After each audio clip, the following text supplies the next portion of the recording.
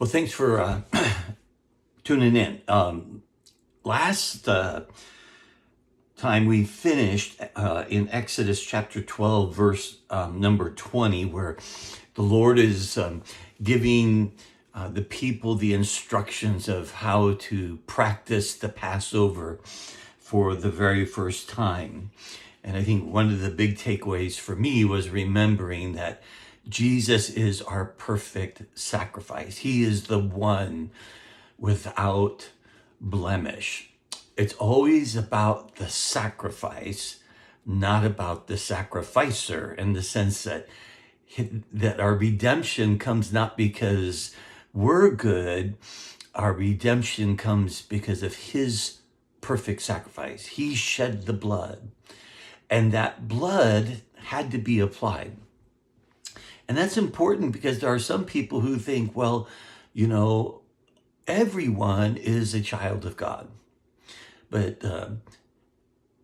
that's just not true. Jesus even said, hey, to these religious people who were opposing him, you're of your father, the devil. We become the children of God and enter into the covenant relationship with God when the blood is applied, when we have faith in his perfect sacrifice. We're not coming to him because and received by him because we're good, but because we have faith in his perfect cleansing. So in verse number 21, it says, then Moses called all the elders of Israel and said to them, go and select lambs for yourselves according to your clans and kill the Passover lamb. Take a bunch of hyssop and dip it in the blood that is in the basin, and touch the lintel and the two doorposts with the blood that is in the basin. None of you shall go out of the door of his house until the morning. For the Lord will pass through to strike the Egyptians, and when he sees the blood on the lintel and on the two doorposts, the Lord will pass over the door and will not allow the destroyer to enter your house to strike you. You shall observe this rite as a statute for you and for your sons forever. You see, once again, the house, they stayed in the house, and the destroyer was coming, would pass over when they were seeing that the blood was applied. It was safe inside the house. Do you realize for us Christians, right? When John says, near the end of the gospel, he's saying, preparing the disciples, Jesus for his going, he said, I'm going to prepare a place for you. Some translations say mansions, and we think, a big building all to our own. But he's saying, I'm going to prepare a room for you, an abiding place for you. And that's why we understand, or how we understand, that when we receive Christ, we live in him. And Paul helps us to see that not only do we live in him, but he lives in us. He's prepared a room that is safe for us. It is the house, the abiding place, the living place.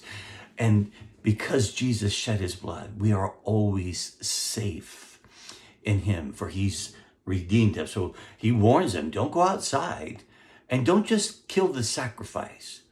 The blood has to be applied for every household. And so they continued, you apply the blood, then the destroyer won't come. I'm sorry, I lost my place. And you shall observe this rite as a statute for you and for your sons forever. And when you come to the land that the Lord will give you, as he has promised, you shall keep this service. And when your children say to you, what do you mean by this service? You shall say, it is a sacrifice of the Lord's Passover. For he passed over the house of the people of Israel in Egypt when he struck the Egyptians, but spared our houses. And the people bowed their heads and worshiped. Now think about that. He says, now you're supposed to take every generation and remind them of what your God has done for your people. And they heard these instructions, and they bowed their heads and they worshiped. Think about it. Well, in America, in my experience, most of us think worship is singing songs to God. And singing praise to God is a wonderful and beautiful thing, but it's not necessarily worship. Worship only happens when we submit ourselves, when we bow down and place ourselves under God's authority, when we proclaim that we are His, that His word has authority over our lives, then we worship. Israel worship. They hear what God tells them to do, and they submit themselves to this. That is what it is to worship. Then the people of Israel went and did so as the Lord had commanded and Moses and Aaron, and so they did. Worship. They took, and I hope you can see there's an important relationship between faith and worship.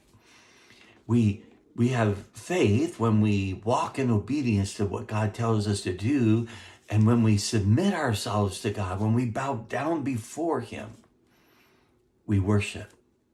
So faith, worship, obedience, responsiveness to what He wants to do, or wants us to do, that's all, they're all linked. They're all one beautiful picture of our relationship with Him. And in verse 29, at midnight, the Lord struck down all the firstborn in the land of Egypt, from the firstborn of Pharaoh who sat on his throne to the firstborn of the captives who was in the dungeon, and all the firstborn of the livestock. And Pharaoh rose up in the night, he and all his servants and all the Egyptians, and there was a great cry in Egypt, for there was not a house where someone was not dead. Then he summoned Moses and Aaron by night and said, "Up, go out from among my people, both you and the people of Israel, and go serve the Lord as you have said. Take your flocks and your herds as you have said, and be gone. And bless me also." Well, it took 10 plagues as God demonstrates His power and His judgment over our Pharaoh, the oppressor, the tyrant, and the false gods that Egypt worshiped. Everything God told Moses in the very beginning was coming together. I don't think it came together in the timing in the way that Moses and then Aaron had hoped, or even the elders. I think they had hoped that they would go down and tell Pharaoh what God had said, and he would let him go. But they went through a great time of trial and suffering. And during this time, God demonstrated His almighty power. And now they have seen the Passover. They have seen the power of God and His protection over them as people. And as God said, they were going out and they were being pushed out, if you will. And the journey is just about to begin. And we'll get into that in our next lesson as we continue going through chapter number 12 and the exodus of the children of people from the land of slavery. For us as believers, we see that God is working always to break down tyranny and to set us free from all that enslaves. He purchases us to Himself, and we are not our own, so that we might walk in freedom. And I hope your heart is to hear what God wants to do in and through you, and to worship, to see where He wants to take you and go, and in faith worship, for He is worthy of all. You have a great day, and remember, you are His beloved, His own child, as He lives in you and you find life in Him. Have a great day.